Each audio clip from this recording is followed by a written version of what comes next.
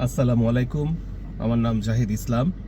আজকে আমি কথা বলবো যে ভিডিওর বিষয়বস্তুটা নিয়ে, সেটা হচ্ছে একজন অস্ট্রেলিয়ান বিশ্ববিদ্যালয়ের প্রফেসর হিসেবে আমার সাজেশন বাংলাদেশের ছাত্রছাত্রীদের জন্য যারা কিনা বিদেশে পড়াশোনা করতে চায়। তো বুঝতেই পারছেন এই ছাত্রছাত্রীদের বয়সের সময়সীমাটা হয়তো হবে যারা এইচএসসি পরীক্ষা দিচ্ছে বা যারা এখন ইয়ার 10-এ পড়ে থেকে যারা এখন বিশ্ববিদ্যালয়ে পড়ছে, অথবা যারা বিশ্ববিদ্যালয়ে পড়াশোনা মাত্র শেষ করছে, বিভিন্ন জায়গায় জব করছে কিন্তু বিদেশে পড়াশোনা করতে চায়, অথবা এর চেয়ে বড়ও হতে পারে, এর চেয়ে ছোটও হতে পারে, এই রেঞ্জ আর কি। তো আজকের ভিডিওর বিষয়টা হচ্ছে এটা, বাংলাদেশের ছাত্রছাত্রীদের জন্য আমার উপদেশ, আমার সাজেশন যারা কিনা বিদেশে পড়াশোনা করতে চায়। তো সেই পরিপ্রেক্ষিতে আগে আমাকে একটু ইন্ট্রোডিউস করা তো দরকার, তাই না? যেহেতু আমার ছাত্রছাত্রীদের সাথে কথা বলবো, আর সেই জন্য আজকের এই ভিডিওতে আমি আপনাদের সবাইকে তুমিই বলি, কারণ তাহলে একটা ছাত্র ভাব চলে আসে, তাই না? ছাত্র শিক্ষকের যে রসায়ন, যে ভালোবাসা, এটা তো অসাধারণ। সেই জিনিসটা আসলে একটু তুমি না বললে বাংলা ভাষায় আমাদের যে মাধুর্য, তুমির যে মাধুর্য, হ্যাঁ, তো সেইটা আসে না। তো সেই জন্য আমি আজকের ভিডিওতে আপনাদেরকে তুমি বলছি। তো আমার নাম জাহিদ ইসলাম। তো তোমরা যারা আমার প্রাণপ্রিয় ছাত্রছাত্রীরা যারা বাংলাদেশে আছো, তারা যদি আমাকে ওয়েবে সার্চ করো, জাস্ট লিখবা জাহিদ, ZAHID, জাহিদ ইসলাম, ISLAM, ইসলাম, তাহলেই তোমরা আমাকে পেয়ে যাবা। আমি কোন বিশ্ববিদ্যালয়ে অস্ট্রেলিয়াতে প্রফেসর, সেই কথাটা আমি আমার ভিডিওতে বলি না।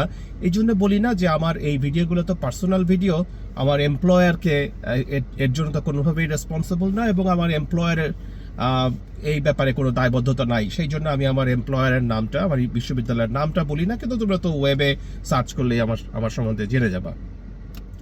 তো আমি কে, তোমরা যদি ওয়েবে সার্চ করো তাহলে জানতে পারবা। তাছাড়া আমি তোমাদের জানার জন্য একটু বলি, আমার নাম জাহিদ ইসলাম, যেটা বললাম। আমি একজন প্রফেসর এখানকার অস্ট্রেলিয়ার একটা বিশ্ববিদ্যালয়ে। আমার এরিয়া হচ্ছে কম্পিউটার সায়েন্স, আমি প্রফেসর অফ কম্পিউটার সায়েন্স, এবং আমি একই সাথে এই বিশ্ববিদ্যালয়ের একজন অ্যাসোসিয়েট ডিন রিসার্চ একটা ফ্যাকাল্টিতে। এখানে এই বিশ্ববিদ্যালয়ে 3টা ফ্যাকাল্টি আছে। তো সেই 3টা ফ্যাকাল্টির একটা ফ্যাকাল্টি হচ্ছে আমার ফ্যাকাল্টি। আমি আবার ফ্যাকাল্টির নামও বলছি না, তোমরা ওয়েবেই পাবা আমার ফ্যাকাল্টি ইনফরমেশন। এই ফ্যাকাল্টিতে 8টা স্কুল আছে, বিভিন্ন রকমের 8টা স্কুল আছে। সেই স্কুলগুলোতে যে রিসার্চ হয়, সেখানে বিভিন্ন রিসার্চ ইউনিট আছে, রিসার্চ গ্রুপস আছে। সেখানে যে একাডেমিকরা আছে তারা যে রিসার্চ করে, এই রিসার্চের দেখাশোনা করা, রিসার্চ প্রমোট করা, হ্যাঁ, রিসার্চ যেন আরও বেশি হয়, ভালো রিসার্চ হয়, সেটা হচ্ছে আমার দায়িত্ব অ্যাসোসিয়েট ডিন রিসার্চ হিসেবে। হ্যাঁ, আমার কলিগদের সাথে কাজ করা। আর আমার রিপোর্টিং বস হচ্ছে এক্সিকিউটিভ ডিন এই ফ্যাকাল্টির। আমি রিপোর্ট করি এক্সিকিউটিভ ডিন ফ্যাকাল্টির কাছে। তো সেটা হচ্ছে আমার অ্যাডমিনিস্ট্রেটিভ রোল। আর পার্সোনালি তো আমি একজন প্রফেসর কম্পিউটার সায়েন্সের। আমার রিসার্চ এরিয়া হচ্ছে ডাটা মাইনিং, ডাটা অ্যানালিটিক্স, এবং আমরা ডাটা মাইনিং এর বিভিন্ন অ্যালগোরিদম প্রপোজ করি। তোমরা যারা কম্পিউটার সায়েন্সে পড়াশোনা করতেছো, যদি কেউ করে থাকো, যারা দেখবা, যদি কেউ দেখে আর কি আমার ভিডিও, তাহলে তোমরা তো জানো ডাটা মাইনিং কি। ডাটা মাইনিং হচ্ছে তোমার প্রচুর ডাটা যদি থাকে, সেই ডাটা থেকে তুমি কিভাবে নলেজ ডিসকভার করতে পারবা, যেটা আমরা ওভারঅল এআইও বলে থাকি। যে এআই এর ডেফিনেশনটা তো আসলে একটু ভেগ, বলা মুশকিল। ডেফিনেশনটা চেঞ্জ হয়, সময়ের সাথে সাথে চেঞ্জ হয়, সেটা অন্য একটা প্রসঙ্গ, আমি না হয় আরেকদিন কথা বলতে পারি। তো যাই হোক, ডাটা মাইনিং হচ্ছে অনেক ডাটা আছে, ডাটা অ্যানালিসিস করে সেখান থেকে নলেজ বের করা, ইনফরমেশন বের করা, এবং সেটা বের করে সেটাকে তুমি ভবিষ্যতের কাজে কিভাবে লাগাতে পারবা, ফিউচার প্রেডিকশনে কাজে লাগাতে পারবা কিনা, অথবা সেখান থেকে কোনো স্ট্র্যাটেজি ডেভেলপ করতে পারবা কিনা, সেটা হচ্ছে ডাটা মাইনিং। তো আমরা নভেল অ্যালগোরিদম আমাদের গ্রুপে আমরা তৈরি করি। আমাদের তোমার যেমন র্যান্ডম ফরেস্ট, হয়তো তুমি শুনে থাকবা একটা অ্যালগোরিদম, যেটা প্রফেসর লিও ব্রুম্যানের অ্যালগোরিদম। আমরা ওই জাতীয় র্যান্ডম ফরেস্ট জাতীয় অ্যালগোরিদম প্রপোজ করি। হ্যাঁ, আমাদের অনেক এই ধরনের ফরেস্ট অ্যালগোরিদম আছে। তারপরে যেমন ধরো ক্লাস্টারিং এর জন্য হয়তো তোমরা কেমিনসের নাম শুনে থাকবা। তো আমরা ওরকম কে মিনস জাতীয় অ্যালগোরিদম প্রপোজ করি। এই অ্যালগোরিদমগুলো তোমরা বিভিন্ন ডাটা সেটে অ্যাপ্লাই করতে পারবা এবং অ্যাপ্লাই করে নলেজ ডিসকভার করতে পারবা, মেকিং সেন্স অফ ডাটা করতে পারবা, and utilise that knowledge for future prediction, strategic policy development etcetera, এগুলো করতে পারবা। আর আরেকটা কি, আর এছাড়া আমার রিসার্চ এরিয়া কি, এছাড়া হচ্ছে আমি এই আমার রিসার্চ এই ডাটা মাইনিং এটাকে সাইবার সিকিউরিটিতে অ্যাপ্লাই করি। সাইবার সিকিউরিটি আমার একটা রিসার্চ এরিয়া। আর হচ্ছে যে practical real life examples, particularly agriculture, health, এগুলোতে আমার এই ডাটা মাইনিং অ্যালগোরিদমগুলো, অ্যাপ্লিকেশনগুলো ইউজ করি। এই হলো আমার মোটামুটি রিসার্চ এরিয়া। তো আমার সাথে অনেক পিএইচডি স্টুডেন্ট কাজ করছে এই পর্যন্ত। আমার সুপারভিশনে ডাইরেক্ট প্রিন্সিপাল সুপারভাইজার হিসাবে অথবা কো সুপারভাইজার হিসাবে, আমরা একটা টিমে কাজ করি, অনেক সময় কো সুপারভাইজার হিসাবে কাজ করি, আমার কলিগদের সাথে অনেক সময় প্রিন্সিপাল সুপারভাইজার কাজ করি। তো আমার সুপারভিশনে 11 জন এখন পর্যন্ত পিএইচডি গ্র্যাজুয়েট কমপ্লিট করছে, গ্র্যাজুয়েশন কমপ্লিট করছে। আর কারেন্টলি আমি মনে হয় 13 জনের মতো পিএইচডি স্টুডেন্টকে সুপারভাইজ করছি। আমার 2021 সালে, তোমরা শুনে খুব খুশি হবা, 2021 সালে আমার টিম সহ আমি অস্ট্রেলিয়াতে cyber security researcher of the year award পেয়েছিলাম 2021 সালে। সেটা হচ্ছে আইসা বলে, অস্ট্রেলিয়ান ইনফরমেশন সিকিউরিটি অ্যাসোসিয়েশন মনে হয়, আইসা। তারা আমাকে এই অ্যাওয়ার্ডটা দিচ্ছে, আমাকে না, আমার ওই টিমে একটা প্রজেক্টের উপর বেস করে। আমি প্রফেসর চ্যাং চুন লি ডিকিন ইউনিভার্সিটির, আচ্ছা নাম বললাম, আমাদের ইউনিভার্সিটির অ্যাসোসিয়েট প্রফেসর একজন আছেন রফিকুল ইসলাম, আমার অত্যন্ত ঘনিষ্ঠ মানুষ। তারপরে আরও বেশ কিছু প্রফেসর মিলে আমরা একটা প্রজেক্টে কাজ করছিলাম, একটা ইন্ডাস্ট্রি ফান্ডেড। সেই প্রজেক্টটার জন্য আমাদের সবাইকে cyber security researcher of the year award দিয়েছিল।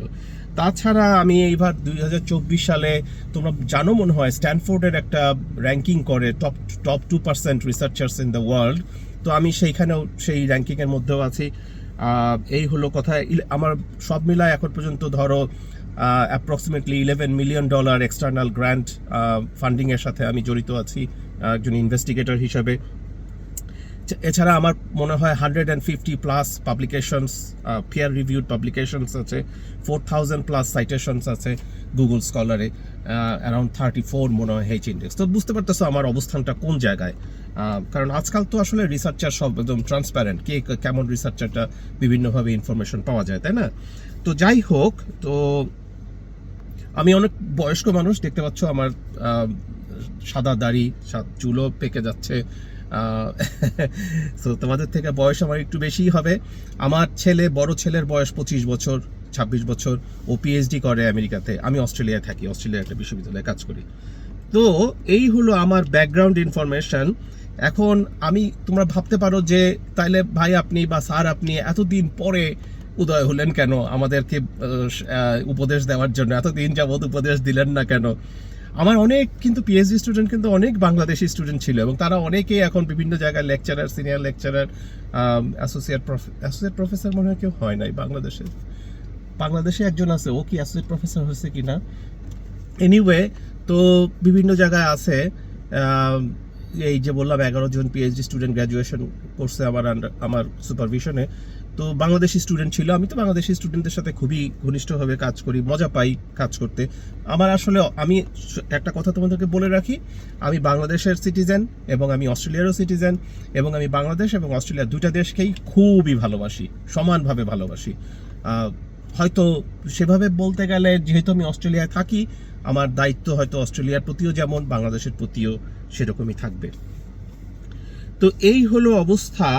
এখন যেটা বলছিলাম যে দিন পরে কেন আপনি আমাদেরকে উপদেশ দিচ্ছেন, তো খুব সংক্ষেপে যদি বলি, যেটা হচ্ছে যে আমার তো উপদেশ দেওয়া আগে উচিত ছিল, বা তোমাদের জন্য ভিডিও বানাতে পারলে আমার আগে ভালো লাগতো। ভাবি নাই ওইভাবে করে, আসলে হ্যাঁ, কাজের চাপে বিভিন্ন কারণে ওইভাবে চিন্তা করা হয় না, আমি সরি সেই জন্য। কিন্তু এখন কেন ভাবলাম হঠাৎ করে, এখন তোমরা যে এই আন্দোলনটা যে করলা, এই যে বাংলাদেশের ওনারশিপটা তোমরা নিলা, এই যে বুকের রক্ত, তাজা রক্ত ঢেলে দিয়ে একটা দেশকে আবার স্বাধীন করলা, মানুষের বাক স্বাধীনতা, মানুষের চিন্তার স্বাধীনতা, মানুষের কথা বলার স্বাধীনতা, মানুষের ভোট দেওয়ার অধিকার, এগুলা যে তোমরা আবার এস্টাবলিশ করলা, যেইভাবে তোমরা করলা, এটা আমাকে অনেক অনেক মুগ্ধ করছে। আমি কোনো একটা পার্টিকুলার পলিটিক্যাল পার্টির পক্ষে বা বিপক্ষে কথা বলি না। আমার কথা হচ্ছে আমার দেশের মানুষের জন্য, আমার দেশের সমস্ত জনগণ, পার্টিকুলারলি যাদের প্রতি আমরা যারা একটু প্রিভিলেজড অবস্থায় আছি বিভিন্ন কারণে, তাদের যে দায়িত্ব যাদের প্রতি বেশি, তাদের জন্য। তো তাদের জন্য যেই কাজ করবে তার পক্ষেই আমি থাকবো ইনশাআল্লাহ, তার পক্ষেই আমি কথা বলবো, সেটা যেই দল হোক, যেই মত হোক, যেই গোত্র হোক, যেই গ্রুপ হোক। তো এখন যেহেতু স্টুডেন্টরা এই কাজটা করছে, সুতরাং আমি স্টুডেন্টদের পক্ষে আছি, এবং স্টুডেন্টদের এই কাজটা আমাকে অভিভূত করছে। এটা কিন্তু একটা অনেক বড় একটা কাজ, এটা খুব সহজ কাজ ছিল না, একদমই সহজ কাজ ছিল না। তোমরা যদি দেখো বিভিন্ন দেশে স্বৈরাচারগুলো যদি দেখো, যেমন ধরো এই যে কি হাফিজ আল আসাদের ছেলে, কি নাম, বাশার আল আসাদ না কি যেন, এই যে গেল, এরা বাবা ছেলে মিলে 50 বছরের বেশি স্বৈরাচারী শাসন করলো। 50 বছর এদেরকে সরানো যায় না কেন? কারণ এই যে গুলি করে মানুষ মেরে ফেলবো, তুমি এদের সরাবা কিভাবে? তারপরে এর একজন বাবা থাকে বিদেশে, মানে বাবা দেশ থাকে, একটা এরকম দেশ থাকে যারা কিনা যে কোনো কারণেই হোক ওটা ভুল পররাষ্ট্রনীতি, কিন্তু ভুল করে এদেরকে সাপোর্ট করে এবং এদেরকে সরানো যায় না। তোমরা যেভাবে সরাইছো, এটা একটা অত্যন্ত বিরোচিত একটা অর্জন। তো সেইটার জন্য আমি মনে হচ্ছে যে তোমরা এটা ডিজার্ভ করো। যদি আমি কোনো উপকারে আসি, যদি আমার কথা তোমাদের ভালো লাগে, তাহলে বা তোমাদের কাজে আসে, তাহলে আমি নিজেকে অনেক বেশি কৃতার্থ মনে করব, ধন্য মনে করব। সেই উদ্দেশ্যেই তোমাদেরকে সামনে আসা। তো এই কারণে আমি এখন বলছি। তো কাজের কথায় আসেন স্যার, কাজের কথায় আসেন, তাই না? তাহলে কাজের কথায় আসি। স্যার বলার ঘটনাটা বলি। হ্যাঁ, আমার প্রথম বাংলাদেশি পিএইচডি স্টুডেন্ট ছিল একজন, তার নামটা বলি, তোমরা তো তাকে চিনবে না। তার নাম হচ্ছে আনিস। তো ও যখন বাংলাদেশ থেকে আসলো, আমাকে স্যার বলতে শুরু করলো। আমি তখন লেকচারার। তোমরা তো এই লেকচারের ব্যাপারটা বুঝো না, লেকচারার, তারপরে অস্ট্রেলিয়াতে 5টা স্টেপে একাডেমিক লাইফ। একটা হচ্ছে অ্যাসোসিয়েট লেকচারার, প্রথমে শুরু হয় lecturer, senior lecturer, associate professor, then professor. এই হলো 5টা ধাপ আর কি। তো আমি তখন লেকচারার হিসেবে কাজ করছি, এই বিশ্ববিদ্যালয়েই ছিলাম, এখন যেখানে আছে এখানেই ছিলাম। তো ও আসছে, ও আমাকে স্যার বলে, স্যার এটা করছি, স্যার এটা করছি। আমি বললাম যে দেখো আনিস, স্যার বলবা না, কি বলবা? জাহিদ বলবা। বলে আচ্ছা স্যার। আমি বললাম না, বলো, এটা এইভাবে বলো যে আমি এই কথাটা বুঝতে পারতেছি না, জাহিদ আমাকে বুঝায় বলেন। তো বলো এটা, বলে যে আমি এই কথাটা বুঝতে পারতেছি। ও বলতেছে তখন, আমি এই কথাটা বুঝতে পারতেছি না, জাহিদ আমাকে বুঝায় বলেন। বলো আচ্ছা, তাহলে এবার আমি বুঝাই বলি। তারপর আমি কথা বলতে শুরু করছি, বলে যে আচ্ছা স্যার, কিন্তু এটা তো আমি বুঝলাম না। তো আসলে এই বাংলাদেশের এই যে ছাত্ররা স্যার বলে, এটার মধ্যে একটা ভালোবাসা থাকে। এটা আসলে কোনো ওই স্যার তো সেই কোনো ওরকম কোনো স্যার না, এটা ভালোবাসার একটা স্যার আর কি। তো যাই হোক, তো সেটাই বলতেছি যে কাজের কথায় আসেন স্যার। কাজের কথা হচ্ছে যে তোমাদের প্রথম যেটা বুঝতে হবে যে বিদেশে পড়াশোনাটা করতে হবে কেন, ওয়াই স্টাডি ওভারসিজ, বিদেশে পড়াশোনাটা করার দরকার কেন? আমার কাছে মনে হয় এটা দরকার বিদেশে পড়াশোনা করার। যদি কেউ বিদেশে নাও থেকে যায়, অনেকে এবার বাংলাদেশের ব্রেন ড্রেন ইত্যাদি কথা বলে। আমি দেখো গং চা খাচ্ছি, এটা খুব সুন্দর মজার একটা বলে চা, গং চা কি, এটা ম্যাঙ্গো লাচ্ছি টাইপের, ম্যাঙ্গো জুস। প্রচণ্ড গরম পড়ছে আজকে এখানে, বুঝছো, 37 ডিগ্রি টেম্পারেচার। অস্ট্রেলিয়াতে তো ডিসেম্বর মাসে সামার থাকে, আর বাংলাদেশে যেমন তোমাদের ডিসেম্বরে উইন্টার। তো যাই হোক, তো আমার কাছে মনে হয় যে বিদেশে পড়াশোনা করাটা, এই ব্রেন ড্রেন তো হয় বাংলাদেশ থেকে, সেটা না হওয়া ভালো, কিন্তু বাংলাদেশের ব্রেন যেখানে থাকুক না কেন, বাংলাদেশের কাজে লাগবে, সেই দেশেরও কাজে লাগবে। এখন তো গ্লোবাল একটা ওয়ার্ল্ড সিস্টেম মোটামুটি হচ্ছে।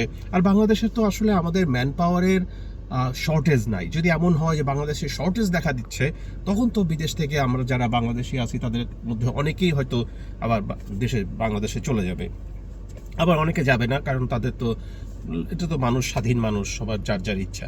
কিন্তু আমার কাছে মনে হয় বিদেশে পড়াশোনা করাটার আসলে দরকার আছে। এটা কালচারটা দেখতে হয়, আরেকটা দেশের কালচারটা কীরকম, ওরা কিভাবে চলে, সিভিলাইজেশন কি, মানুষ সিভিলাইজড কিভাবে হয়, মানুষের সাথে মানুষের ব্যবহার ওরা কিভাবে করে, আমরা কিভাবে করি।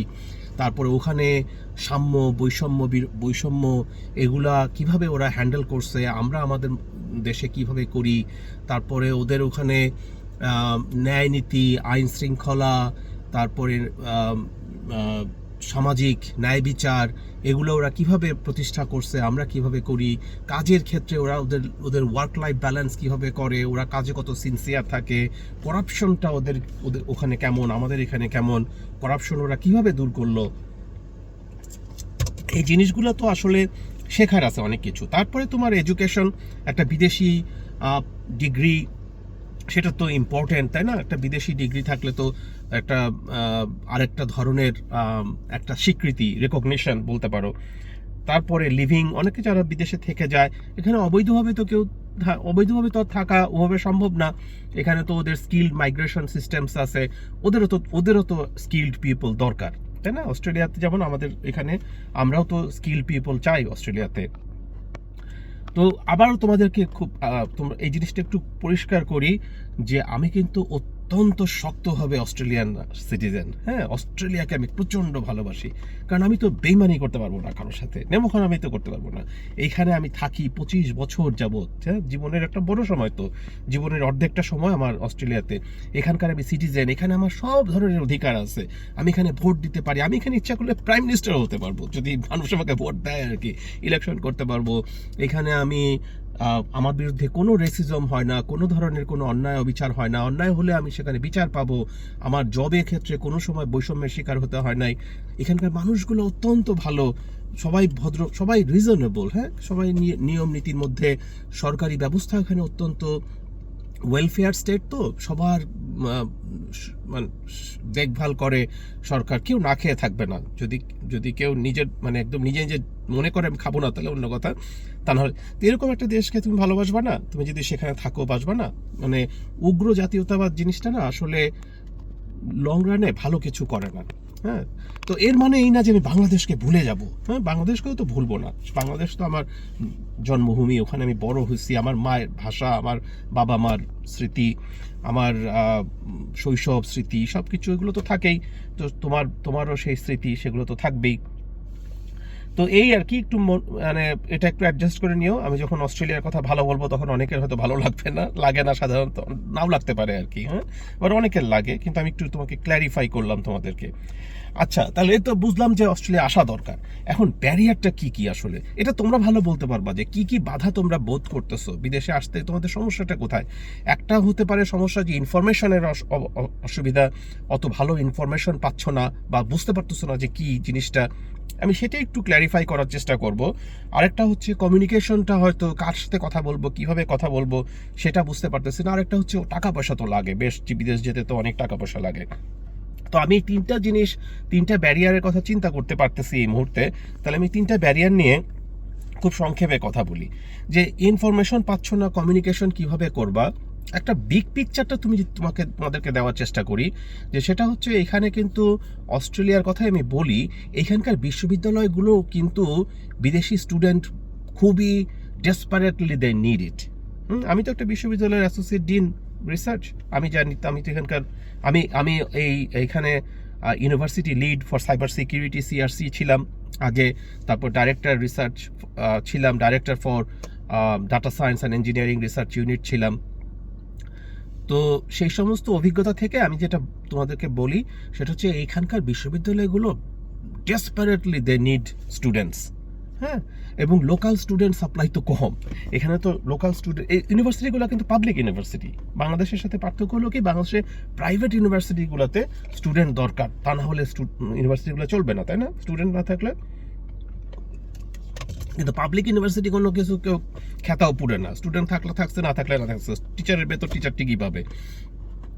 তো এখানে সেরকম না, বেতন পাবে, টিচার বেতন পাবে, কিন্তু গভর্নমেন্ট থেকে ওই ইউনিভার্সিটির উপরে ব্যাপক প্রেশার থাকবে, এবং ইউনিভার্সিটিগুলোও ফাইন্যান্সিয়ালি ভায়াবল হবে না, ফিজেবল হবে না। গভর্নমেন্ট যেটা বলবে যে তোমার এনাফ স্টুডেন্ট পাচ্ছ না, তারপরে তোমার আসলে দরকার নাই, এই ইউনিভার্সিটির আসলে দরকার নাই।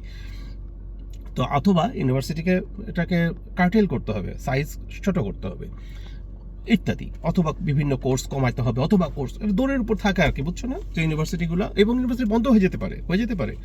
তো সেই মানে হয় নাই এখন পর্যন্ত কোনোটা, কিন্তু জব কাট হয়, বিভিন্ন রকমের সিচুয়েশনে জব কাট হয়। তো এই জন্য ওভারসিজ স্টুডেন্ট একটা খুবই জরুরি, কারণ লোকাল স্টুডেন্টের সাপ্লাই তো কম। অস্ট্রেলিয়া সব মিলায় জনসংখ্যা, এটা একটা বিরাট বড় মহাদেশ, তাই না? তোমার সিডনি থেকে যদি প্লেনে বোয়িংয়ে করে তুমি যদি পার্থে যাও, তোমার 5 ঘন্টা লাগে ফ্লাই করতে। তুমি ঢাকা থেকে সৌদি আরব যেতে মনে হয় 5 ঘন্টা লাগে। তো সেইটা একটা, আর সিডনি টু পার্থ তো আছে লংগেস্ট ডিস্টেন্স না, অস্ট্রেলিয়ার ডায়ামিটার না ওটা। তো এত বড় একটা দেশ, জনসংখ্যা হচ্ছে 2 কোটি, হ্যাঁ 2 কোটি মনে হয় 10 লাখ বা 2 কোটি একটু ক্রস করছে আর কি। তো লোকাল স্টুডেন্ট সাপ্লাই তো কম, এই জন্য ওভারসিজ স্টুডেন্ট দরকার, কারণ এখানে অনেকগুলো ইউনিভার্সিটি ওভারসিজ স্টুডেন্টের উপর নির্ভর করে, তাদের টিউশন ফির জন্য দরকার হয়। সেই জন্য বিগ পিকচারটা হচ্ছে এটা খালি তোমার একার চাহিদা না বা তোমার একার ইচ্ছা না, এখানকার ইউনিভার্সিটিগুলো চাচ্ছে তোমাকে এখানে আনতে, হ্যাঁ। তো এই জিনিসটা বিগ পিকচারটা বোঝা। এখানে থেকে চায়না থেকে ব্যাপক পরিমাণ স্টুডেন্ট আসতো আগে, এখনও আসে, কিন্তু এখন তো একটু ওই জিও পলিটিক্যাল ইস্যুতে অস্ট্রেলিয়া একটু রেস্ট্রিক্ট করতেছে। ইন্ডিয়া থেকেও আসতো, এখন একটু ইন্ডিয়া থেকেও রেস্ট্রিক্ট করতেছে ভিসা। তো একটু ওই যে এখানে লোকাল কিছু প্রবলেম হচ্ছে, যে হাউজিং প্রাইস অনেক বেড়ে যাচ্ছে, যেহেতু এই গ্রোথটা, পপুলেশন গ্রোথটা এরা কন্ট্রোলে রাখতে চায়। তো সেই বিভিন্ন পলিটিক্যাল কারণে একটু কোনো সময় ভিসা একটু রেস্ট্রিক্টেড থাকে, আবার একটু ইজি হয়, কিন্তু তার মধ্যেও স্টুডেন্ট কিন্তু আসতেছে সবসময়। সে তো সুতরাং তোমাকে আনা খুব দরকার। ইনফরমেশনের জন্য তুমি তো ওয়েব থেকে অনেক ইনফরমেশন পাবা, হ্যাঁ। এখন তোমরা কে কোন লেভেলে আসতে চাচ্ছ, কার ফাইন্যান্সিয়াল সাপোর্ট এই মুহূর্তে কেমন আছে, তার উপরে নির্ভর করে এই উপদেশগুলো একটু ভ্যারি করতে পারে।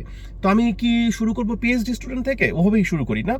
পিএইচডিতে যদি কেউ আসতে চাও, আমার মনে হয় এটা হচ্ছে, তুমি যদি ফাইন্যান্সিয়াল দিকটা দেখো যে সাপোর্ট কত কম লাগবে, এইটা হচ্ছে তোমার বেস্ট এন্ট্রি পয়েন্ট পিএইচডিতে আসা, হ্যাঁ পিএইচডিতে আসা।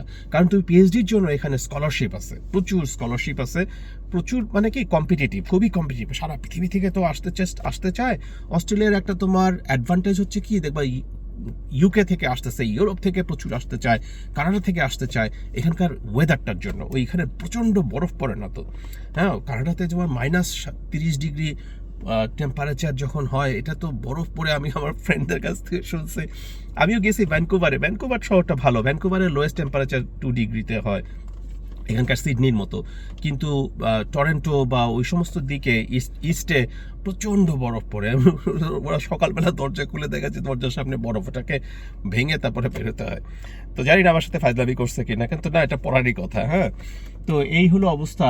তো সেই কারণে অস্ট্রেলিয়াতে অনেক আসতে চাই, কম্পিটিশন বেশি, তোমাদের ধৈর্য রাখতে হবে, মাথা ঠান্ডা রাখতে হবে, আল্লাহর উপর ভরসা করতে হবে, বা যে ধর্মে বিশ্বাস করো সেই ধর্মের যাকে স্রষ্টা মনে করো, বা যদি কেউ স্রষ্টা কাউকে না মনে করো, তাহলে রিয়ালিটির উপরে তোমাদেরকে ডিপেন্ড করতে হবে। আমি একজন অত্যন্ত ধর্মপ্রাণ মানুষ, মানে আমি বিশ্বাস করি আর কি, আমি ভালো ধার্মিক কিনা সেটা জানি না, আমি বিশ্বাস করি, আমি ভালোবাসি আল্লাহকে এবং প্রফেসর আসলামকে, সেই জন্য আমি আল্লাহর কথা বলি। তো আল্লাহর উপরে ভরসা রাখতে হবে, এবং ভরসা রেখে চেষ্টা করে যেতে হবে। ইনফরমেশনগুলো তোমরা ওয়েবে পাবা। এবং পিএইচডি যদি করতে চাও, তোমাদের বেস্ট অ্যাপ্রোচটা হচ্ছে তুমি ওই ইউনিভার্সিটির প্রফেসর বা অ্যাসোসিয়েট প্রফেসর যারা আছে, একাডেমিক যারা আছে, তাদেরকে দেখো, সিনিয়র লেকচারার হতে পারে, দেখো যে কার রিসার্চ টপিকটা তোমার ভালো লাগতেছে, তোমার সাথে তুমি বুঝতে পারতেছো, ম্যাচ করতে পারতেছো, তুমি রিলেট করতে পারতেছো। এবং অনেক ইউনিভার্সিটি দেখো, একটা ইউনিভার্সিটি কেন, অনেক ইউনিভার্সিটি দেখো যে কারকে ভালো লাগতেছে, তখন তার সাথে ইমেল করো, যোগাযোগ করো। এখানে একটা কথা বলি তোমাকে, আমি তো একজন প্রফেসর, আমার তো অনেক স্টুডেন্ট ছিল এবং এখনো আছে, বললাম যে 12-13 জন পিএইচডি স্টুডেন্ট আমি সুপারভাইজ করি। এই সুপারভিশনটা আমার জন্য অত্যন্ত গুরুত্বপূর্ণ, বুঝছো? তোমার যেমন আশা অস্ট্রেলিয়াতে গুরুত্বপূর্ণ, আমার জন্য পিএইচডি স্টুডেন্ট থাকা আমার জন্য গুরুত্বপূর্ণ। তা না আমি রিসার্চ করবো কিভাবে? দেখো, আমি অ্যাসোসিয়েট ডিন রিসার্চ, আমার এখানে 8টা স্কুলের 8টা head of school, associate head of school, তাদের সাথে কাজ করা, আমার ডিনকে খুশি রাখতে হবে, আমার এক্সিকিউটিভ ডিনকে আমি রিপোর্ট করি, আমার এখানে 8টা স্কুলের কতজন একাডেমিক আছে, তাদের সবার রিসার্চ যেন কোনোভাবেই ড্রপ না করে, কিভাবে ফ্যাসিলিটেট করা যায়, কাজ তো অনেক। কিন্তু তার মধ্যে আমিও তো একজন রিসার্চার, আমি নিজে যদি রিসার্চ না করি, তাহলে আমি কিভাবে আরেকজনকে বলবো ভাই আপনি রিসার্চ করেন না কেন, বা আপনার রিসার্চের কি অবস্থা, আপনার কেন? তো সুতরাং আমাকেও একটা রোল মডেল থাকতে চেষ্টা করতে হবে। আমি এটা কিভাবে করব, সময় কোথায়? তো এটা করার জন্য আমার যদি স্টুডেন্ট না থাকে, তাহলে পিএইচডি স্টুডেন্ট না থাকে, তাহলে আমি আমার আইডিয়াটা শেয়ার করলে আইডিয়াটি ইমপ্লিমেন্ট করবে, আমি নিজে নিজে বসে বসে কোডিং করে এক্সপেরিমেন্ট রান করে সব করতে গেলে আমি তো সারা বছরে একটা বা দুইটা পেপারের বেশি পাবলিশ করতে পারবো না, বা তিনটা বেশি চারটা বেশি পাবলিশ করতে পারবো না। তাহলে এটা কীভাবে করা যায়, আমার এই আইডিয়াগুলো কীভাবে শেয়ার করা যায়, একটা নতুন প্রজেক্ট পাচ্ছি, ইন্ডাস্ট্রি ফান্ডিং পাচ্ছি অথবা গভর্নমেন্ট ফান্ডিং পাচ্ছি, এই ফান্ডিং প্রজেক্টগুলো আমি কীভাবে তুলবো। আমার মতো সবাই ব্যস্ত, আমি আমার কথা বলতেছি না যে আমি ব্যস্ত, আর আমার কলিগরা সবাই দুর্দান্ত, বুঝছো, প্রচণ্ড ভালো রিসার্চ করে, অসাধারণ রিসার্চ করে। তো তারা সবাই তো এরকমই ব্যস্ত, তো তারা কীভাবে রিসার্চ করবে? এই জন্য পিএইচডি স্টুডেন্টদেরকে বলা হয় একটা ইউনিভার্সিটির রিসার্চ ইঞ্জিন রুম, এত ইম্পর্টেন্ট। যেই ইউনিভার্সিটির পিএইচডি স্টুডেন্ট আমি তোমাকে একটা স্ট্যাটিস্টিক্স বলি, আমাদের ইউনিভার্সিটিতে স্ট্র্যাটেজিক ডিসিশন নিয়ে, স্ট্র্যাটেজিক রিজনে পিএইচডি স্টুডেন্টের সংখ্যা 1 বছরে ডাবল করা হয়েছে। পিএইচডি স্টুডেন্টের স্কলারশিপ নাম্বার, ইনভেস্টমেন্ট 1 বছরে ডাবল করা হয়েছে। তো এটার কারণটা কি? কারণটা এটা খুবই গুরুত্বপূর্ণ। সুতরাং তোমরা যখন একজন প্রফেসরকে ইমেল করবা, তখন ওই প্রফেসর ডেফিনেটলি ওইটাকে খুবই কেয়ারফুলি নিবে। হ্যাঁ, আর প্রফেসর কেন বলতেছি, প্রফেসর একটা জিনিস আছে যে তোমার একটু সিনিয়র যে প্রফেসর হইতে পারছে, ও আচ্ছা, অস্ট্রেলিয়াতে কিন্তু প্রমোশনগুলো বয়সের সাথে সাথে হয়ে যায় না। আমার বাংলাদেশে অনেক ক্ষেত্রে হয়তো বা হতে পারে এরকম যে 12 বছর বয়স হলে নিয়ে আসছে প্রফেসর হবেন 14, এবং একটা পাবলিকেশন থাকলে। এখানে কিন্তু খুবই তোমার publication, citation, external grant, leadership, এগুলোকে অ্যাসেস করে করে প্রমোশন দেওয়া হয়। তো বয়স হলে অনেকেই আছেন বয়স্ক, রিটায়ার করবেন, লেকচারার হিসেবে রিটায়ার করবেন, ওটা করতে পারেন, এটা ওনাদের স্টাইলটা ওরকম, বা ওনারা চাচ্ছেন ওইটা, ওনারা হয়তো অন্য কোনো কিছুতে বেশি কন্ট্রিবিউট করছেন, সেটা সবাই এক একজনের এক এক রকম স্টাইল থাকবে, এটাই স্বাভাবিক। কিন্তু এনিওয়ে, যেটা বলছিলাম যে একজন প্রফেসর যে সে তো নিশ্চয়ই অনেক অ্যাচিভ করে করে সেই জায়গায় আসছে, তো সে ওই অ্যাচিভ করছে কেন? সে হয়তো সব কিছু সিরিয়াসলি নিচ্ছে, সব কিছু ইমেল হয়তো সাধারণত তারা বেশি প্রম্পটলি রেসপন্ড করবে, সেই জন্য তোমরা প্রফেসরদের সাথে একটু গুরুত্ব দিয়েও করতে পারো, অ্যাসোসিয়েট প্রফেসর। এবং অনেক সময় আছে কি জানো, একজন মানুষ লেকচার, আমি তো একসময় লেকচারার ছিলাম, আমার চেয়ে বড় বড় যারা প্রফেসর আছেন সবাই তো আমার চেয়ে বড় বড়, বেশিরভাগই আমার চেয়ে বড় বড় প্রফেসর। যারা বড় বড় প্রফেসর আছে তারাও তো একসময় লেকচারার ছিল, তারাও সে পিএইচডি স্টুডেন্ট ছিল। তো আজকে যে লেকচার আছে সেও তো একদিন প্রফেসর হবে, হয়তো সবাই হবে না, কিন্তু অনেকেই তো তার মধ্যে হবে। সুতরাং এটা হবে না, কিন্তু তোমরা ওই রেসপন্সটা হয়তো যদি কোনো সময় না পাও, তাহলে বুঝবা যে আচ্ছা, ও আমাকে রেসপন্ড করে না, এটা ওর প্রবলেম। সবসময় যেটা তোমারই প্রবলেম তা না। তো তুমি একটা রেসপন্স পাও না, একটা ইমেল করছো, রেসপন্স পাও নাই কোনো, এটা তার জন্য হতোদ্যম হওয়ার কিছু নাই। যাকে করছো এটা তো আসলে টু ওয়ে কমিউনিকেশন না, তুমি যাকে করছো তারও তো প্রবলেম হতে পারে, সে হয়তো অত সিরিয়াস না তার একাডেমিক লাইফে, অথবা তার এখন আর দরকার নাই, তার এখন টু মাচ হয়ে গেছে, হতে পারে। তো এই সমস্ত কিছু মাথায় রেখে তোমরা ধৈর্য হারাবা না, সুপারভাইজারদের সাথে যোগাযোগ করো এবং বলো যে তোমরা ইন্টারেস্টেড, এবং তারপরে বলো যে আমি রিসার্চ প্রপোজালের কথা বলবা, যে আমি একটা প্রপোজাল লিখতে চাই। এটা বললে দেখবা যে সুপারভাইজাররা ইন্টারেস্টেড হবে। প্রপোজাল লিখতে চাও, আচ্ছা লেখো দেখি, তাহলে কি লিখবা, টপিক কি তোমার, তখন তোমরা কিভাবে বুঝবা যে ওর টপিকগুলো কিরকম? ওর ওয়েব পেজে যাবা, যে তোমরা ওর ওয়েব পেজে ওর পাবলিকেশনগুলো দেখবা, পাবলিকেশন টাইটেলগুলো দেখলে তখন বুঝতে পারবা, অথবা ওর গুগল স্কলারে যাবা, যে ওর পাবলিকেশনগুলো দেখবা। দরকার হলে 2-1 পেপার পড়েও ফেলতে পারো একটু ডাউনলোড করে, যারা পিএইচডি করতে চাও আর কি। তো তারে তখন পিএইচডি করতে চাইলে তো তোমাকে একটা ব্যাচেলার ডিগ্রি বাংলাদেশে শেষ করতে হবে, তাই না? ব্যাচেলার শেষ করে, সাধারণত অস্ট্রেলিয়াতে পিএইচডির জন্য দরকার হয় ব্যাচেলার শেষ করার পরে মাস্টার্সও শেষ করা, এবং রিসার্চ এক্সপিরিয়েন্স দেখতে চায়। তো পাবলিকেশন করার চেষ্টা করবা তোমরা যখন ব্যাচেলার ডিগ্রি করো বা মাস্টার্স করো বাংলাদেশের প্রফেসররা কিন্তু খুবই ভালো, অত্যন্ত উন্নত মানের, তারা অত্যন্ত মেধাবী মানুষ। হ্যাঁ, এবং তাদের মধ্যে যাকে তোমার ভালো লাগে তার সাথে কাজ করতে যদি পারো, তোমরা বন্ধু বান্ধবরা মিলে পাবলিকেশন করার চেষ্টা করবা, এবং চেষ্টা করবা Q1 জার্নালে পাবলিশ করতে। যে কোনো রকম আবল তাবল পাবলিকেশন করলে না, ওটা কেউ দাম দেয় না। পাবলিকেশনের কিন্তু নাম্বার অফ পাবলিকেশনস কিন্তু ইম্পর্টেন্ট না, একদমই না। It is quality of publications, বুঝছো? কোয়ালিটির উপর যাবে। নাম্বার, এখানে একটা পাবলিশ করছে, ওখানে একটা পাবলিশ করছে, 13টা পাবলিশ করছে, সবই হলো আনর্যাঙ্ক কনফারেন্স, লোকাল কনফারেন্স, উদাই এইগুলো না। তোমার চেষ্টা করবা ভালো জার্নালে পাবলিশ করতে। সেরকম একটা দুইটা পেপার হলেও কিন্তু তোমাদের জন্য ভালো হবে। সো সেইভাবে পাবলিশ করে তখন ওই এনিওয়ে পাবলিকেশনও রাখবা, সেটা যদি থাকে তো একটা লম্বা প্রিপারেশনের ব্যাপার আছে, অধৈর্য হলে হবে না তোমার। তারপরে ওই সুপারভাইজারের সাথে যোগাযোগ করতে হবে, তার সাথে ইভেন তোমরা কেউ সুপারভাইজারকে এটাও অফার করতে পারো যে আমরা স্যার আসেন একসাথে পাবলিশ করি, আমার এখানে আরও 2-3 জন ফ্রেন্ড আছে, আমরা একসাথে কাজ করতেছি আপনার টপিকে, আপনি আমাদের সুপারভাইজ করবেন, যে আমরা একটু কাজ করি, সপ্তাহে বা মাসে একবার আপনি কথা বললেন আমাদের সাথে। আজকাল তো জুমে কথা বলা যায়, টিমসে কথা বলা যায়, কত কি আছে আজকাল তো আর সামনাসামনি। আমার যে বললাম না আমার 13 জন পিএইচডি স্টুডেন্ট, এখন বিশ্বাস করবো আমার একজনও এখন ব্যথাস্ট থাকে না।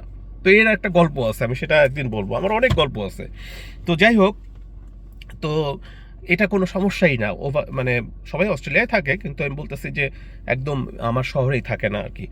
তো এটা যোগাযোগ করা যায় এবং ওইভাবে সুপারভাইজ তোমরা এটা অফার করতে পারো যে এভাবে করবেন স্যার, এভাবে যদি করেন তাহলে আমরা পাবলিশ করতে পারি, আসেন আমরা একসাথে। তো এইতে সুপারভাইজাররা ইন্টারেস্টেড হবে এবং সুপারভাইজার সাথে একসাথে পাবলিকেশন থাকলে সুপারভাইজারের সাথে তখন তুমি যখন স্কলারশিপ অ্যাপ্লাই করবা এটা আরও অনেক জাস্টিফাইড হবে আর কি। জানি এরা তো একসাথে কাজ করতেছে দেখি অলরেডি, এদের তো অলরেডি পাবলিকেশন আছে। কারণ ইউনিভার্সিটি তো চিন্তা করে যে এখানে স্কলারশিপটা দিলে একটা সর্ট অফ ইনভেস্টমেন্ট, একটা রিটার্ন অন ইনভেস্টমেন্টের সম্ভাবনাটা কত, এই ছেলে বা এই মেয়ে কি পিএইচডি কমপ্লিট করবে তো নাকি, দেখা গেল টাকাগুলো নষ্ট হলো। আর কম্পিটিটিভ যেহেতু এর থেকে ভালো একজন আছে, তাহলে তো আমরা তো ফেয়ার গেম প্লে করতে হবে। তো তখন ভালো ভালো যে স্কলারশিপ কমিটি থাকে, একটা কমিটি বসে তখন কথা বলে। তো এইটা একটা করবা, কমিউনিকেশনটা আমার মনে হয় ওই সুপারভাইজারের কাছ থেকে তোমাদের শুরু করা উচিত। আর মানির ব্যাপারটা পিএইচডি করার জন্য তো মানির ব্যাপারটা ইম্পর্টেন্ট না, এই জন্য যে তুমি তো স্কলারশিপ পাবা, তোমার টিউশন ফি ওয়েভার থাকবে এবং তোমাকে এখানে লিভিং অ্যালাউন্স দেওয়া হবে। আমাদের অস্ট্রেলিয়াতে এখন সাধারণত আমি যতদূর জানি 35,000 থেকে মতো $35,000 ইয়ারলি দেওয়া হয়, which is more than enough. শুনো, আমি যখন পিএইচডি করতাম অস্ট্রেলিয়াতে, আমি প্রথমে কোর্স ওয়ার্ক করতে আসছিলাম 2000 সালে। কিন্তু আমি যখন পিএইচডি করতাম তখন মজার গল্প বলি, আমার পিএইচডি খুব প্রোডাক্টিভ পিএইচডি হয়েছে। প্রোডাক্টিভ পিএইচডি পাবলিকেশনের জন্য না, পাবলিকেশন হয়েছে 6টা পাবলিকেশন হয়েছে, মাশাআল্লাহ ভালো পিএইচডি হয়েছে। কিন্তু আমি যখন পিএইচডি শুরু করি তখন আমার একটা ছেলে, আমার বড় ছেলে যে এখন নিজেই পিএইচডি করতেছে, ও আমেরিকাতে পিএইচডি করে ম্যাথমেটিক্স, দুর্দান্ত ম্যাথমেটিশিয়ান হইতেছে, বাপরে বাপ ম্যাথমেটিক্সে পিএইচডি করে। ও ম্যাথমেটিক্সে এখানে নিউ সাউথ ওয়েলসের টপ 20-র মধ্যে ছিল এইচএসসিতে আর কি, একা একা পড়ে, নিজে পড়ে। সেটা আবার আরেক গল্প, সেটা একদিন বলবো। তো যাই হোক, ওর তখন বয়স 2 বছর যখন আমি পিএইচডি শুরু করি, আর যখন আমি পিএইচডি শেষ করি তখন আমার 3 ছেলে। তো খুব প্রোডাক্টিভ পিএইচডি করছে, বুঝছো। তো পিএইচডি বললাম ওইটা যে স্কলারশিপের যে টাকা, ওটা ভালোই টাকা, তোমাদের এখানে অসুবিধা হবে না, ফ্যামিলি নিয়ে থাকতে পারবা মাশাআল্লাহ ইনশাআল্লাহ। দেখো আমি কিন্তু এগুলো পার্সোনাল এক্সপিরিয়েন্স থেকে বলতেছি, আমি কিন্তু কোনো মানে রেসপন্সিবিলিটি দিব না, লিগাল রেসপন্সিবিলিটি। স্যার আপনি কইছিলেন থাকতে পারবো, এখন তোমার টাকা পয়সার সমস্যা হইতেছে, সেটা তোমার ব্যাপার। আমি আমার পার্সোনাল এক্সপিরিয়েন্স থেকে বলতেছি, বুঝছো। তো এই হলো অবস্থা। তো মানির অসুবিধা হওয়ার কথা না। এবার আসি যে আন্ডারগ্র্যাড করতে যদি কেউ আসতে চায় বা যে কোনো কোর্স ওয়ার্ক করতে যদি কেউ আসতে চায়, এইটার জন্য আর পিএইচডিতে তোমাদের জন্য আরেকটা কথা বলি, তোমরা যদি কেউ মালয়েশিয়াতে মাস্টার্স বাই রিসার্চ স্কলারশিপ পাও, নিয়ে নাও, বুঝছো। মালয়েশিয়াটা নিয়ে না, যদি তোমাদের অস্ট্রেলিয়া আসার ইচ্ছা থাকে, কারণ মালয়েশিয়াতে ওখানেও তোমার স্কলারশিপ দিবে, রিসার্চ অ্যাসিস্ট্যান্ট, টিচিং অ্যাসিস্ট্যান্ট, এই ফর্মে দেয় ওরা। যেমন আমেরিকাতে আমার ছেলে পিএইচডি করতেছে, ও স্কলারশিপ পায়, কিন্তু ওর স্কলারশিপটা হচ্ছে ওকে হচ্ছে যে রিসার্চ অ্যাসিস্ট্যান্ট এবং টিচিং অ্যাসিস্ট্যান্ট, ওকে সপ্তাহে 20 ঘন্টা পড়াতে হবে, তার বিনিময়ে টাকা পাবে। আর অস্ট্রেলিয়ার স্কলারশিপটা খুব মজার, এখানে কোনো তোমার কাজ করতে হবে না, তোমার খালি পিএইচডি করতে হবে, এবং তার জন্য তুমি এই $30,000-35,000 যেটা বছরে পাবা লিভিং অ্যালাউন্স হিসাবে, on top of your tuition fee তো ওরা কভার করবেই, এটা পাবা। তো কিন্তু এখানে তুমি যদি টিচিং অ্যাসিস্ট্যান্টশিপ করো বা ক্যাজুয়াল লেকচারিং করো, সুযোগ পাও এবং করো, লিমিটেড করো, বেশি করবা না। যদি করো তাহলে ওটার জন্য তো এক্সট্রা পয়সা পাবা। তো যেটাই বলতেছিলাম আর কি, যে ওই যে আমেরিকাতে হয়তো ওদের কাজ করতে হয়, যেমন আমার ছেলের ওর কাজ করতে হয়, সেই জন্য টাকা পায়। তো এই টাকাটা যথেষ্ট, যেটা বলতেছিলাম যে তোমরা যদি কেউ মালয়েশিয়ায় মাস্টার্স বাই রিসার্চ করো, ওখানে ওই যে টিচিং অ্যাসিস্ট্যান্ট রিসার্চ পাবো, ওই টাকায় তোমাদের হয়ে যাবে। মালয়েশিয়া বেশ রিজনেবল, চিপ, অনেক রিজনেবলি চিপ এবং very very modern, very advance country. সবই লিভিং কোয়ালিটি, লিভিং স্ট্যান্ডার্ড সব খুবই হাই।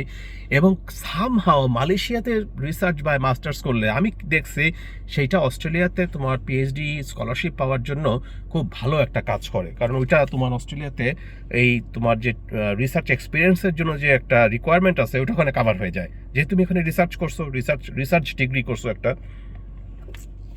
বাংলাদেশের মাস্টার্সগুলোর প্রবলেম হলো এরা মোস্টলি কোর্স ওয়ার্ক বেসড, এবং তোমার রিসার্চ কম্পোনেন্টটা টোটাল যে ক্রেডিট আওয়ার থাকে সেই টোটাল ক্রেডিট আওয়ারের 50%-এর বেশি কাভার করে না। একটা রিসার্চ কাভারেজটা তোমার অ্যাটলিস্ট 1 ইয়ার ফুল টাইম রিসার্চ কাভার করতে হবে যে কোর্সটা করতেছো। তো সেইটা যেহেতু বাংলাদেশের কোর্সগুলো করে না, কাভার করে না, সেই ক্ষেত্রে এটা একটা তখন সমস্যা হয়ে যায় তোমার। ওইটা তো আসলে স্যাটিসফাই করে না, অনেক সময় অ্যাডমিশন ক্রাইটেরিয়া স্যাটিসফাই করে না। সেটা কাভার করার জন্য তুমি হয়তো ওখানে পাবলিকেশনস যদি থাকে তোমার 4-5টা বা অ্যাটলিস্ট 1-2টা ভালো পাবলিকেশনস থাকে, সেটা তোমাকে হেল্প করবে। আর মালয়েশিয়াতে যদি তুমি মাস্টার্সটা শেষ করো, তারপরে তুমি অস্ট্রেলিয়াতে স্কলারশিপের জন্য মালয়েশিয়া থেকে অ্যাপ্লাই করো বা বাংলাদেশে যেও অ্যাপ্লাই করো, কিন্তু যেহেতু মালয়েশিয়ার ডিগ্রিটা আছে এটা সাধারণত তোমার জন্য হেল্পফুল হবে। আচ্ছা, যেটা বলতেছিলাম আন্ডার গ্র্যাড, ভিডিওটা অনেক লম্বা হয়ে যাচ্ছে এবং তোমরা অনেকে বিরক্ত হবা। আন্ডারগ্র্যাডসের জন্য আমি যেটা বলবো যে সেখানে তো আন্ডারগ্র্যাডসে তো স্কলারশিপ পাওয়া যায় না, তাই না? আন্ডারগ্র্যাড করবো আমি, স্কলারশিপ দেন, এরকম স্কলারশিপ অস্ট্রেলিয়াতে পাওয়া যায় না আমার জানা মতে। হ্যাঁ, তো সেটার জন্য তোমাদেরকে এখানে তো তাহলে তো একটা ভিসার জন্য তো টাকা দেখাতে হবে। ভিসা অ্যাপ্লাই যখন করবা যে সাফিসিয়েন্ট আমি ওখানে যে কাজ করব, কাজ করে টাকা ইনকাম করব, এইটা বললে ভিসা দিবে না। তোমাকে ভিসা দিয়ে জন্য টাকা, মানি সাপোর্ট দেখাতে হবে। তো ওইটা একটা প্রবলেম থাকবে। যদি মানি থাকে তাহলে তো ভালো কথা, যদি ওই মুহূর্তে থাকে। মানি না থাকলে কোনো, it's not the end of the world, it's not the game over situation. তুমি শেষ করো বাংলাদেশে, আন্ডারগ্রেড শেষ করো, সেই ক্ষেত্রে বাংলাদেশে রেজাল্টটা কিন্তু ইম্পর্টেন্ট। বাংলাদেশে আন্ডারগ্রেডের রেজাল্টটা ভালো করবা, আন্ডারগ্রেডের সময় পাবলিকেশনের চেষ্টা করবা, এবং সেই জিনিসগুলো তোমাকে পিএইচডি স্কলারশিপ পেতে হেল্প করবে। আর যদি আন্ডারগ্রেডে আসতে চাও, যদি মানি থাকে, সেই ক্ষেত্রে তুমি ভিসা নিয়ে যদি আসো, এখানে এসে মনে হয় উইকলি আই বিলিভ 20 আওয়ার্স কাজ করা যায়। এটা একটু দেখে নিও ভিসা কন্ডিশন। আমি যখন আসছিলাম তখন সেরকম ছিল, 20 আওয়ার্স মনে হয় কাজ করা যায়। তো সেই টাকা দিয়ে কিছু টাকা হয়, হয়তো লিভিংটা হইতে পারে, টিউশন ফিটা কাভার করাটা ডিফিকাল্ট হবে, কিন্তু অনেকে করে, তারপরেও খুব কষ্ট করে থাকলে আর ওই বয়সে কোনো কষ্টই না। তো সেইভাবে কষ্ট করলে তখন ওটা কাভার করা যায়। তো সেই আর কি।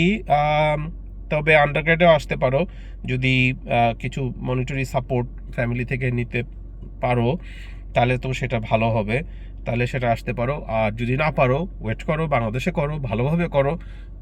তারপর যেটা বললাম, পাবলিকেশনস করো, দরকার হলে মালয়েশিয়ায় চলে আসো, মালয়েশিয়ায় মাস্টার্স করো, তারপর অস্ট্রেলিয়ায় চলে আসো। এখানে পার্মানেন্ট রেসিডেন্সি অ্যাপ্লাই করা যায়, সেরকম বিভিন্ন রকমের সুযোগ সুবিধা আছে। নিয়মকানুন চেঞ্জ হতে থাকে সবসময়, কিন্তু তারপরেও অ্যাপ্লাই করা যায়। এবং তুমি যদি পার্মানেন্ট রেসিডেন্সি পেয়ে যাও, তারপরে হচ্ছে কয় বছর যেন এখানে থাকে। পার্মানেন্ট রেসিডেন্সি মানে তোমার এখানে আসা যাওয়ার জন্য আর ভিসা লাগবে না, একটা পার্মানেন্ট ভিসা দিয়ে দিলে তুমি এখানে থাকতে পারবা, সবই করতে পারবা, কাজ করতে পারবা।